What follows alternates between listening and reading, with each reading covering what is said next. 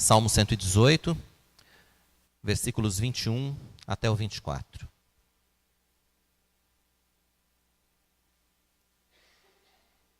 Diz assim a palavra do Senhor: Render-te-ei graças, porque me acudiste e fosse a minha salvação. A pedra que os construtores rejeitaram, essa veio a ser a principal pedra angular. Isso procede do Senhor e é maravilhoso aos nossos olhos. Este é o dia que o Senhor fez. Regozijemo-nos e alegremo-nos nele. Queridos, antes da gente começar a falar a respeito desse trecho, né, Salmo 118, tem uma curiosidade a respeito desse salmo. Não sei se todos sabem, mas esse salmo ele é exatamente o centro da Bíblia. O Salmo 118 é o capítulo central da Bíblia. Antes do Salmo 118, a gente tem 594 capítulos, e depois do Salmo 118 nós temos 594 capítulos. Portanto, o Salmo 118 é o capítulo central da Bíblia. A Bíblia que tem, ao todo, portanto, 1189 capítulos. O Salmo 117 que vem antes é o menor, e o Salmo 119 que vem depois é o maior. Tudo isso aconteceu de maneira coincidente, talvez não, mas Deus também, com certeza, tem um propósito para esse aspecto da sua palavra. E eu queria falar um pouco a respeito desse texto da palavra de Deus, que o Salmo 118 é um salmo de louvor declarativo. Ele é o último salmo de um grupo de salmos que começa no 113, portanto, do 113 ao 118, é um grupo de salmos declarativos, que são chamados de salmos de Páscoa, ou salmos Halel, em hebraico. Essa palavra em hebraico, Halel, significa louvor. Aleluia, inclusive, o aleluia que nós cantamos e falamos, também provém dessa mesma origem de palavra, provém também da palavra Halel. E esses salmos, do 113 ao 118, eles eram cantados habitualmente pelos judeus na época da Páscoa. Então, muito provavelmente, segundo os teólogos, muito provavelmente, esse Salmo 118, sobre o qual nós vamos estudar um pequeno trecho hoje, foi cantado por Jesus e pelos seus discípulos naquela noite da última ceia. Inclusive, a palavra de Deus nos remete a isso, né? A palavra de Deus nos lembra de que, depois de haver ceado com os discípulos, antes de ir para o Monte das Oliveiras, Jesus ainda cantou um salmo com seus discípulos. Então, esses salmos que Jesus canta com os discípulos na última ceia fazem parte desse grupo de salmos, entre eles o 118. Esse Salmo 118 é mais um salmo de Davi, em que a gente percebe mais uma vez a alegria de Davi em ver os planos de Deus se cumprirem nele, apesar de quem ele era. E é isso que nós temos que ter, a alegria de ver os planos do Senhor se cumprindo em nós, nas nossas vidas, apesar do que nós somos, apesar de tudo que nós temos feito e que não tem agradado ao Senhor. Mas Davi tinha essa característica, ele era humilde, ele andava com Deus em oração e em espera, e o modelo de Davi, como nós sabemos, precisa ser também um modelo para as nossas vidas. João Calvino, na sua introdução a esse Salmo de Davi, comenta o exato momento em que esse salmo foi escrito, então eu queria compartilhar isso com vocês também. Davi tinha sido empossado como judeu, e consciente de que ele reinava para a segurança comum do povo judeu, ele convida todos os judeus a ponderar atentamente sobre essa graça. Ele também relata os seus perigos, relata a magnitude e os grandes livramentos do Senhor. Aliás, a gente vê ao longo da vida de Davi uma série de livramentos vindos de Deus.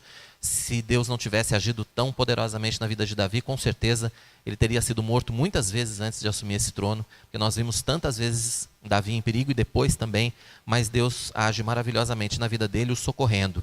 E foi Deus quem levou o rei Davi a subir ao trono, e não a sua própria política, não os seus contatos políticos, não o favor dos homens, não a ajuda dos amigos, mas o plano de Deus foi quem fez Davi subir a rei. E Davi sabia disso. E mesmo sabendo dessa promessa de Deus, mesmo sabendo que o trono de Israel estava reservado a ele, porque ele já tinha sido ungido pelo profeta, e mesmo sabendo disso, e mesmo tendo oportunidades para usurpar o reino do rei Saul, ele não faz isso, porque ele tinha certeza de que o reinado dele estava estabelecido por Deus e que aconteceria no momento direcionado pelo Senhor. Essas palavras foram escritas, portanto, num contexto em que Davi está se regozijando em Deus como nosso Salvador, no momento em que o povo judeu também segue para a adoração em Jerusalém, e ele convida o povo a se lembrar das muitas vezes em que o Senhor manifestou o seu poder e a sua misericórdia, porque o Senhor Deus é quem nos salva, e o Senhor Deus é sempre quem nos salvará. E mais especificamente, nos versículos 22 e 23, o Espírito Santo aponta para um momento muito maior na história da salvação do povo de Deus, um momento que faz parte das nossas vidas, um momento que faz parte das vidas de todos aqueles que foram salvos e alcançados pela graça do Senhor. Ele se refere ali a uma pedra angular, a uma pedra fundamental sobre a qual o povo do Senhor deveria edificar as suas vidas. E nós lembramos, vocês que estiveram aqui pela manhã, participando da escola dominical, nós nos lembramos da pregação do pastor Ronald de hoje de manhã, em que ele falou que nós precisamos edificar as nossas vidas e nós precisamos edificar as nossas famílias sobre essa rocha, que é Cristo, sobre essa pedra angular, que foi rejeitada sim pelos construtores, mas que é a pedra onde nós devemos firmar as nossas vidas e firmar tudo aquilo que nós fazemos. E no versículo 24, portanto, o salmista diz assim: esse é o dia que o Senhor fez, alegremo-nos e regozijemo-nos nele. Esse dia que o salmista antecipa, esse dia que o salmista fala, esse é o dia que o Senhor fez, queridos, é o dia da nossa salvação. É o dia da nossa salvação em Cristo.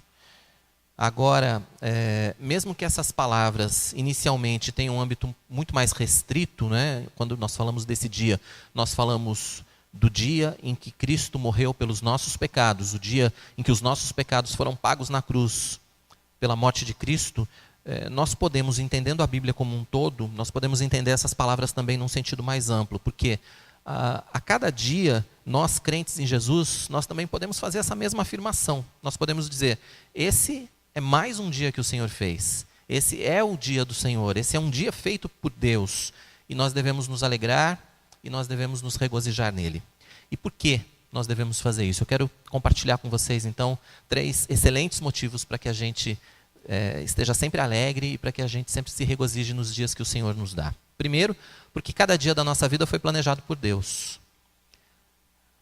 De acordo com a Bíblia, o Deus a quem nós adoramos, o Deus que nós servimos, é o Senhor absoluto sobre o universo. E cada momento, desde os eventos mais grandiosos do universo, e mais grandiosos, ou que nós consideramos mais importantes das nossas vidas, até aqueles momentos que para nós parecem insignificantes, todos esses dias foram planejados pelo Senhor.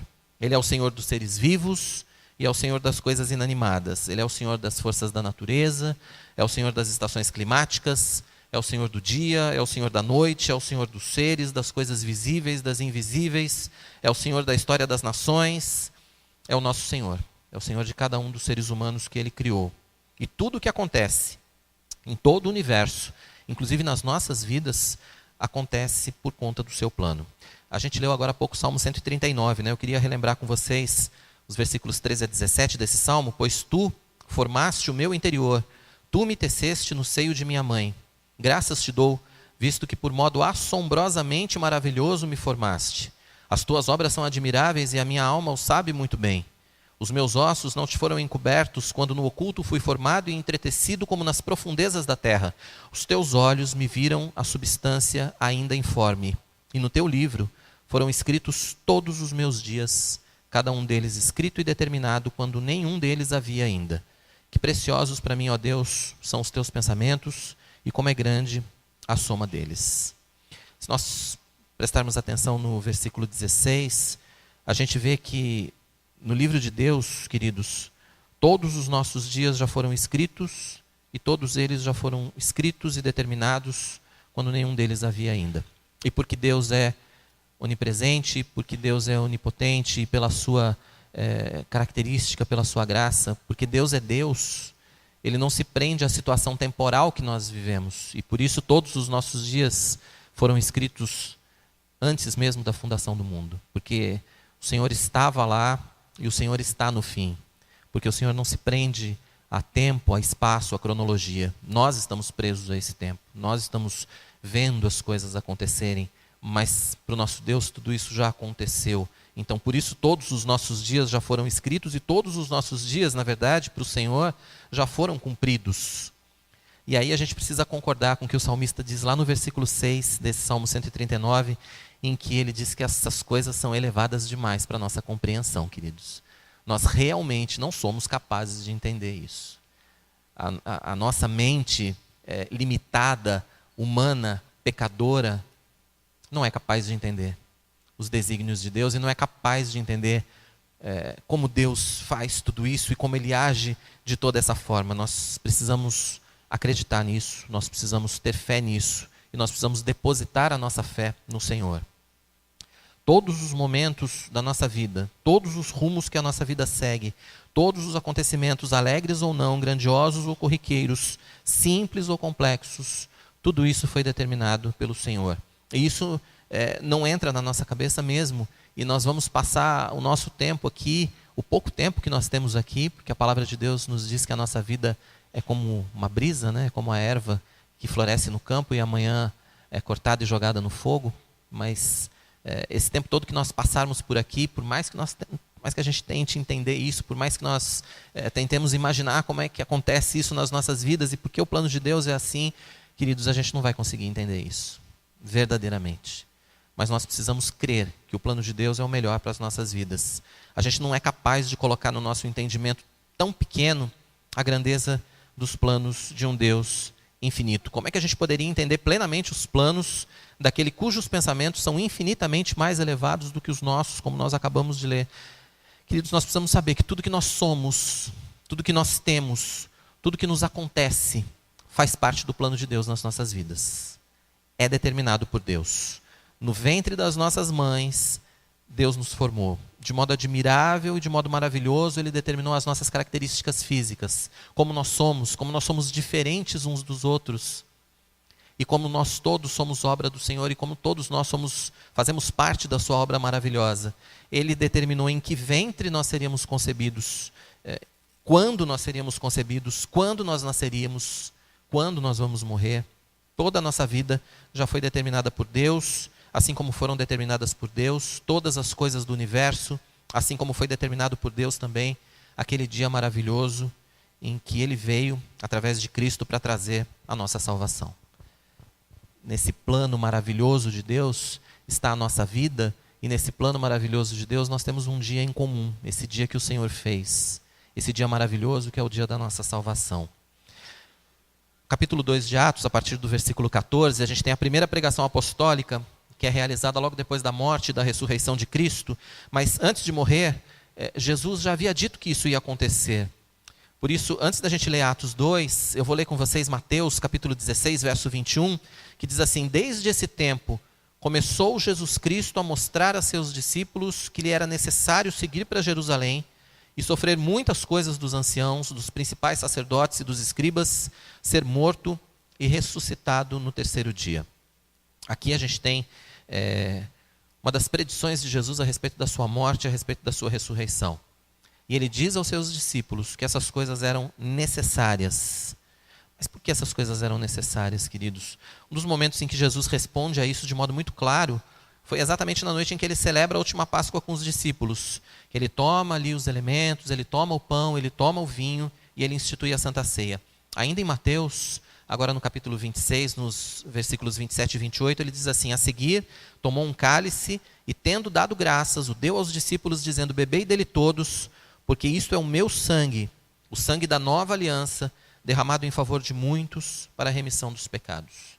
Era preciso que Jesus morresse pelos nossos pecados. Nós não seríamos capazes de pagar o preço dos nossos pecados.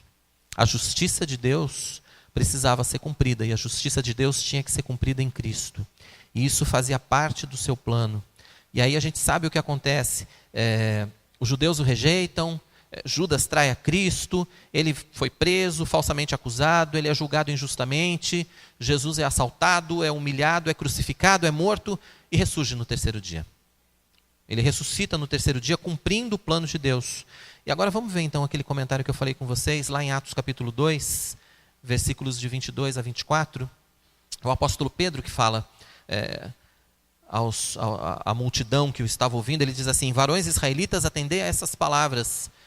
Jesus, o Nazareno, varão aprovado por Deus diante de vós com milagres, prodígios e sinais, os quais o próprio Deus realizou por intermédio dele entre vós, como vós mesmos sabeis, sendo esse entregue pelo determinado desígnio e presciência de Deus, vós o matastes, crucificando-o por mãos de iníquos, ao qual, porém, Deus ressuscitou, rompendo os grilhões da morte, porquanto não era possível que ele fosse retido por ela. E a gente precisa prestar atenção nas palavras que o apóstolo Pedro usa para descrever o que aconteceu. Jesus foi entregue à morte de acordo com o desígnio determinado por Deus. Ele sabia de antemão tudo o que iria acontecer, porque Ele mesmo determinou assim para a nossa salvação.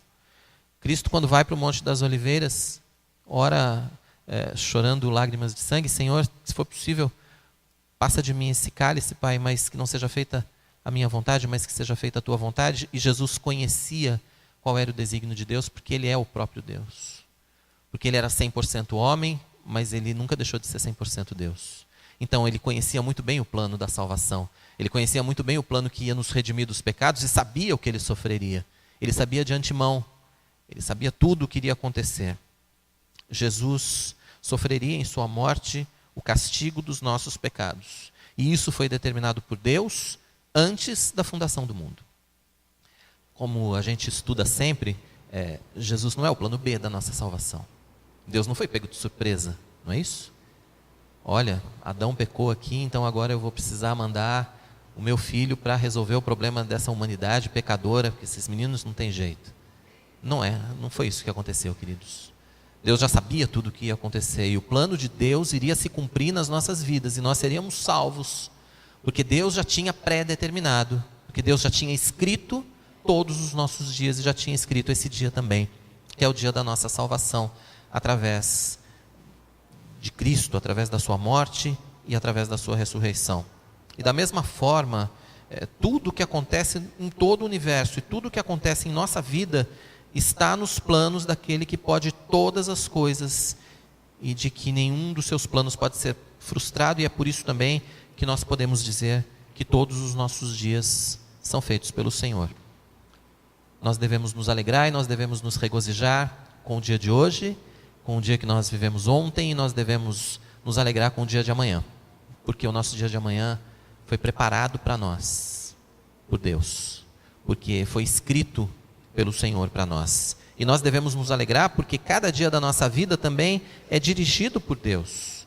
Cada dia da nossa vida, além de ter planejado todas as coisas, Deus age em todas as coisas. Deus age em todos os acontecimentos, a fim de que os seus planos se realizem nas nossas vidas. Ao contrário do que algumas correntes apregoam por aí, Deus não o universo não é um relógio ao qual o relojoeiro foi lá, deu corda e agora deixa acontecer, deixa o universo rolar por conta própria. Não é assim que aconteceu, não é assim que acontece. Em todas as coisas que acontecem, o Senhor Deus se faz presente. Deus sustenta todo o universo pela palavra do seu poder, dirigindo, conduzindo, fazendo tudo acontecer de acordo com o seu plano. Tudo o que acontece nas nossas vidas, queridos, é dirigido pelo Senhor. Em Efésios capítulo 1, o apóstolo Paulo fala a respeito de Deus, diz que Ele faz todas as coisas de acordo com o conselho da sua vontade. Deus se aconselha consigo mesmo. Deus age nas nossas vidas de acordo com a sua vontade. E Deus está agindo agora nas nossas vidas. E Deus vai continuar agindo nas nossas vidas quando a gente for embora daqui, quando a gente for para as nossas casas. E Deus vai continuar agindo nas nossas vidas durante a nossa noite de sono. E Deus vai continuar agindo durante as nossas vidas quando nós acordarmos amanhã. E tudo vai acontecer de acordo com a sua vontade nas nossas vidas. Deus não está agindo em uma ou duas coisas das nossas vidas. E, portanto, nós podemos ter plena confiança de que tudo que acontece nas nossas vidas acontece porque Deus quer assim. E quando nós entregamos as nossas vidas diante do Pai, nós precisamos entregar as nossas vidas todas na certeza de que Ele vai cuidar de tudo. Não é, eu vou entregar isso aqui para Deus e aqui, esse problema deixa que eu cuido. Porque, Senhor, eu sou capaz, desse aqui eu sou capaz de resolver, agora esse aqui que é mais complicado eu vou entregar na mão do Senhor. Não. Porque o mais complicado, ou o mais corriqueiro, ou aquela conquista, ou aquela graça, ou aquele problema, ou aquela doença, ou aquela dificuldade, ou aquele deserto que a gente tem que enfrentar, tudo isso está nas mãos do Senhor. E tudo isso precisa ser entregue também por nós. Nós precisamos ter plena confiança de que Ele está cuidando de todas as coisas, e Ele está agindo nas nossas vidas em todas as coisas. Agora há pouco a gente viu a chuva que caiu, né? Acho que os irmãos, muitos devem ter pego chuva no caminho, alguns chegaram um pouco atrasados também por causa da chuva. Tenha certeza que essa chuva também foi presidida pelo Senhor. Essa chuva caiu nesse determinado momento porque Deus assim quis. Deus quis que isso acontecesse. Deus preside as tempestades. A gente tem ouvido falar das placas tectônicas, que estão se movendo e os terremotos, fique tranquilo que isso também está debaixo do poder de Deus. Isso também acontece porque Ele faz assim. O Senhor é quem conduz a nossa vida, é quem conduz a vida dos homens e dos animais, é quem nos faz dormir, é quem nos faz não dormir, de repente. E aí nós temos aquela insônia e talvez Deus queira que a gente o busque naquele momento de insônia. Você já pensou que você pode estar com insônia porque você precisa procurar o Senhor?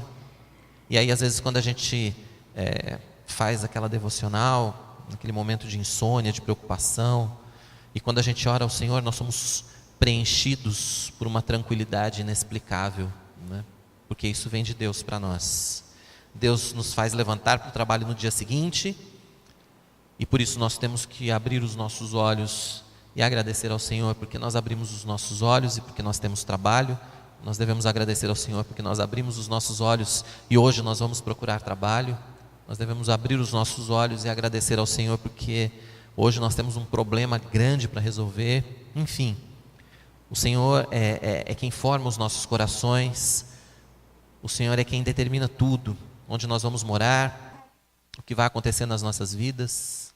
Deus tem um plano para as nossas vidas e esse plano vai se cumprir nas nossas vidas. Independente de você achar que esse plano é o melhor ou não é, ou você achar naquele momento que, poxa, eu não queria isso agora para a minha vida. Meus irmãos, eu digo a vocês, assim, de coração, que eu mesmo já experimentei algumas vezes essa discordância, né? E foi rápida, mas a gente experimenta essa discordância de vez em quando, né? Acontece uma coisa na nossa vida e você fala assim, ai meu Deus, não era isso que eu queria que acontecesse agora. E aí a gente tem que se voltar para a palavra de Deus e se voltar para o Senhor e entender que Deus tem um plano para a sua vida. Seja para aquele momento, seja para aquela dificuldade, seja para o lugar onde você vai. A gente que, vocês sabem, né, a minha história da minha família, a gente que se mudou tanto e tem tantos irmãos aqui chegando, saindo, né? A gente tem visto tantos irmãos aqui nesse processo também de mudança. E a gente fica sempre tão inseguro, mas tudo acontece nas nossas vidas porque Deus assim deseja. Tudo acontece porque Deus quer. E mais do que isso, nós que cremos em Cristo, nós fazemos isso por conta da graça de Deus. No Evangelho de João, capítulo 6, Jesus diz assim, todo aquele que o Pai me dá, esse virá a mim, e o que vem a mim, de modo nenhum o lançarei fora. Ninguém pode vir a mim se o Pai que me enviou não o trouxer, e eu o ressuscitarei no último dia.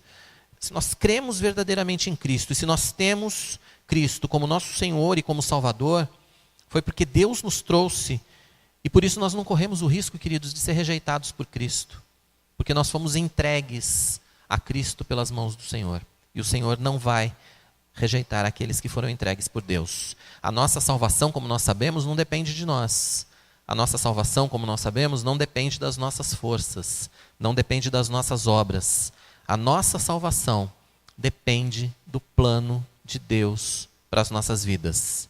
O plano de Deus era que Jesus morresse por nós e que nós fôssemos trazidos a Cristo pela sua graça irresistível e que por conta disso Jesus jamais nos rejeitaria.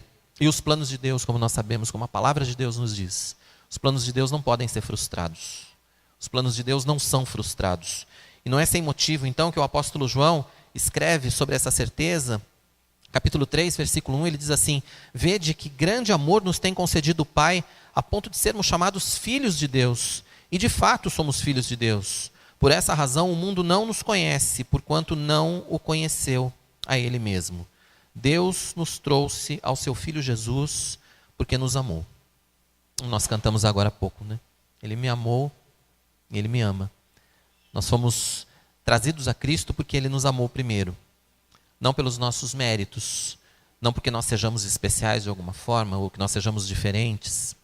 Não, todos somos pecadores e todos carecemos da graça e do amor de Deus. E o amor de Deus tem nos alcançado.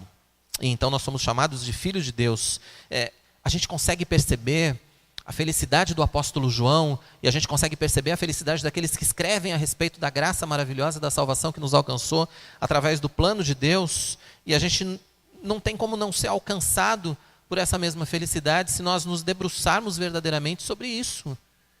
se a gente percebe, se a gente entende que nós fomos salvos pela graça imerecida, e se nós entendemos que isso é parte do plano de Deus e que isso já fazia parte do seu plano, antes mesmo de nós sermos formados, antes que nós existíssemos, percebem isso? Isso é muito grandioso para nós, né? Mas o quão maravilhoso isso é, o quanto isso precisa encher os nossos corações de alegria, saber que o plano de Deus está se cumprindo nas nossas vidas. A gente precisa mostrar essa felicidade, sabe? Falar mais dessa felicidade, falar mais dessa graça, falar mais desse plano de Deus que se cumpre na vida daqueles a quem Ele ama e que foram entregues a Cristo através do seu amor. Esse dia da salvação foi preparado para nós. E terceiro, queridos, nós devemos nos alegrar e nós devemos nos regozijar com esse dia que Deus preparou para nós, porque cada dia da nossa vida o Senhor dirige de acordo com o seu plano para a nossa alegria. Cada dia da nossa vida é dirigido pelo Senhor de acordo com o seu plano para o nosso bem. Versículo 24 do nosso texto de Salmos, novamente, diz assim: esse é o dia que o Senhor fez, alegremo-nos e regozijemo-nos nele. Em conexão com essa passagem, eu queria acrescentar mais um grande motivo de alegria que nos é dado em Cristo Jesus, Romanos 8, versículos de 28 a 29. Sabemos que todas as coisas cooperam para o bem daqueles que amam a Deus, daqueles que são chamados segundo o seu propósito, porquanto aos que de antemão conheceu, também os predestinou para serem conformes à imagem do seu Filho, a fim de que ele seja o primogênito entre muitos outros. E é muito interessante quando a gente vai para o significado da palavra sabemos, quando nós lemos aqui, sabemos que todas as coisas cooperam para o bem daqueles que amam a Deus. Porque na Bíblia, muitas e muitas vezes, a nossa posição é exatamente contrária. Nós somos colocados como pessoas que não sabem nada, não é isso? Se a gente for lá, por exemplo, Paulo, por exemplo, diz que nós não sabemos nem orar como convém, não é isso? Nós não sabemos nem orar. Em outra passagem, Jesus diz assim para Pedro: o que eu faço, não sabes agora. Em 1 Coríntios, Paulo diz que agora nós sabemos muito pouco, não é isso? Nós vemos que por espelho, nós não sabemos nada. Mas aqui ele escreve sobre algo que sabemos com toda certeza. E ele diz, sabemos, apesar de não sabermos tantas coisas, é que nós sabemos. Sabemos que todas as coisas cooperam para o bem daqueles que amam a Deus. Esse tudo coopera... sabemos que todas as coisas, o que tudo coopera para o bem daqueles que amam a Deus, é tudo mesmo. Esse tudo inclui aquilo que a gente considera como muito bom e inclui aquilo que a gente não entende naquele momento.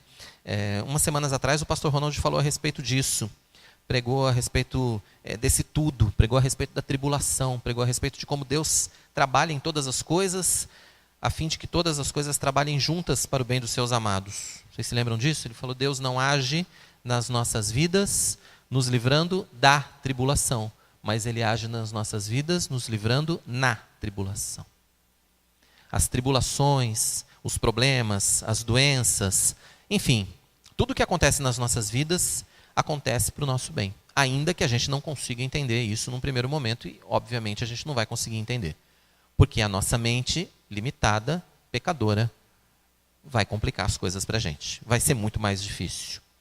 Mas a gente precisa ter fé nisso. A gente precisa verdadeiramente saber isso. Que todas as coisas cooperam para o nosso bem. Todas elas. Por isso Ele determinou cada um dos nossos dias. Por isso o Senhor escreveu todos eles no seu livro. E ali Ele definiu que todas as coisas da nossa vida estariam contribuindo para o nosso crescimento espiritual. A partir do momento que a graça do Senhor nos alcança, a partir do momento que nós entendemos o sacrifício de Cristo e que nós declaramos o sacrifício de Cristo e que nós temos no nosso coração que Cristo é o Salvador das nossas vidas, a partir daí a gente começa uma caminhada de santificação.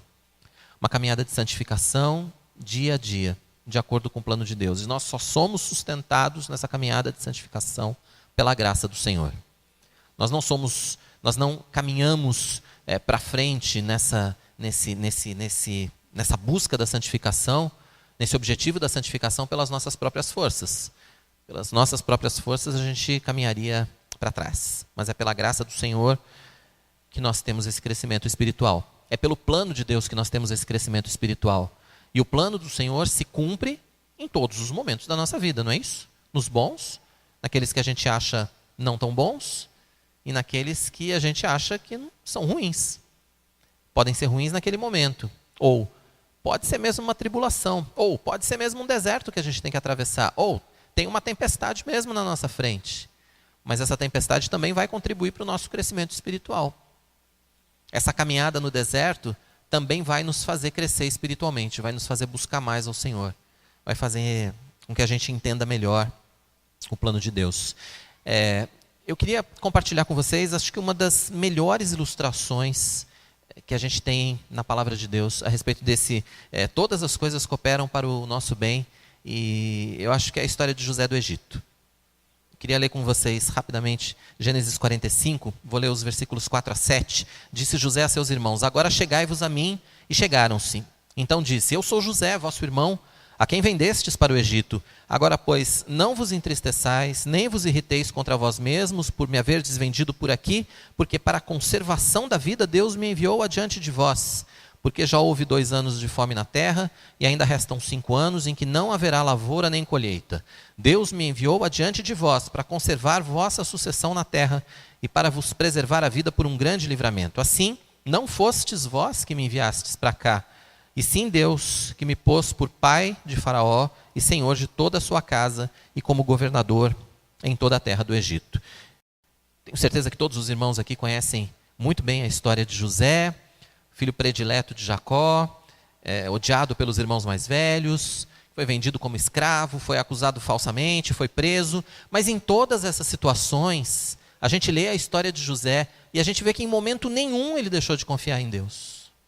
Em momento nenhum, José deixou de crer que Deus estava no controle de todas as situações pelas quais ele estava passando, e por pior que fossem essas situações, e olha que José passou situações muito difíceis. Nós talvez não fôssemos capazes de enfrentar com a mesma serenidade que José enfrentou, né?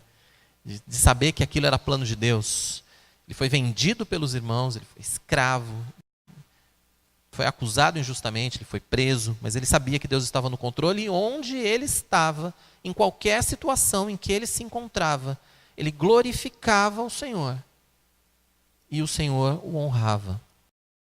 Nas piores situações que José viveu, José reconheceu ali o plano de Deus.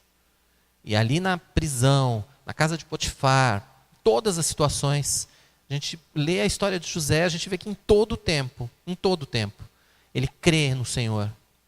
E o Senhor age na sua vida de acordo com a sua vontade, às vezes indo de mal a pior aparentemente. Vendido pelos irmãos, era escravo, foi acusado injustamente, está na prisão, a situação só está piorando aqui, né? A gente pode pensar assim, mas não. Mas tudo isso fazia parte do plano de Deus, tudo isso fazia parte do propósito de Deus. Na visão de José, seus irmãos de fato tinham desejado o seu mal, mas por trás de todos os acontecimentos estava a mão do Senhor, porque Deus queria colocá-lo como governador do Egito, e através dele, através do seu trabalho, através de tudo aquilo que o Senhor revelou a ele, salvar muita gente em tempos de fome. Então, através de todos os acontecimentos difíceis, Deus estava dirigindo a sua vida, e esse entendimento de que Deus estava no controle de tudo capacitava José para ser fiel, capacitava José para ser perdoador, capacitava José para não ser um homem amargo com a vida, mas para ser um homem generoso, que sempre amou, que sempre sustentou e que consolou seus irmãos que o odiavam. Uma pessoa que tem essa visão de Deus, uma pessoa que tem essa visão da sua própria vida, meus irmãos, sabe viver contente em todas as situações. Nós precisamos ter essa visão de Deus e essa visão do plano de Deus para as nossas vidas. A gente precisa saber dizer que este é o dia que o Senhor fez para nós. Vamos nos alegrar nele, independente do que esteja acontecendo nesse dia. Vamos nos alegrar nesse dia, porque esse é o dia que o Senhor preparou para nós. E o que o Senhor tem planejado para a minha vida através de tudo isso que eu estou vivendo nesse dia, talvez eu não consiga entender hoje, talvez eu não consiga entender nunca. Mas sim, a gente precisa crer que isso faz parte do plano de Deus.